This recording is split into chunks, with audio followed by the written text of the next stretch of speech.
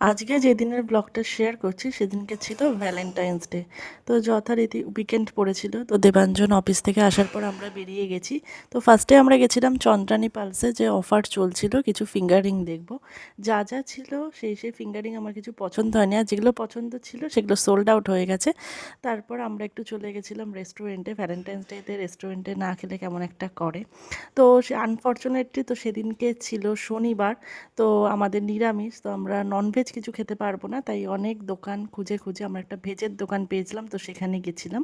দোকানটার নাম ছিল জোরকো। তো সেখানে গিয়ে খাবার অর্ডার দিয়েছিলাম, আর খাবার আসতে লেট করছিল বলে এখানে প্রচুর ইনডোর গেম ছিল, যা সেই গেমগুলোই আমরা খেলছিলাম। এখানে রেস্টুরেন্টটা ফ্যামিলি, বাচ্চা, মানে প্রত্যেকটাকে নিয়ে আসার জন্যই পুরো পারফেক্ট। কেউ এসে বোর হবে না, বিশেষ করে বাচ্চারা তো বোরই হবে না। প্রচুর রকমের খেলার জিনিস ছিল, আমরা এই একটাই খেলেছি কারণ বাদবাকি প্রচুর ভিড় ছিল দোকানটায়, অনেক বাচ্চা ছিল তারা খেলছিল।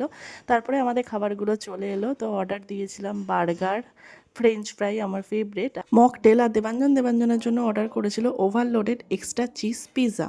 এখানে প্রত্যেকটা খাবারই ছিল কিন্তু খুব সুন্দর। যারা এখনও এই জোরকো ভিজিট করনি তারা কিন্তু অবশ্যই যেতে পারো। আর সবার লাস্টে ডেজার্ট হিসাবে একটা নতুন আইটেম টেস্ট করেছিলাম, সেটা হচ্ছে চকলেট স্যান্ডউইচ। খেতে কিন্তু খুব সুন্দর ছিল, আর খেতে খেতে অনেকটা রাত হয়ে গেছিলো। চলো তাহলে এবার টাটা।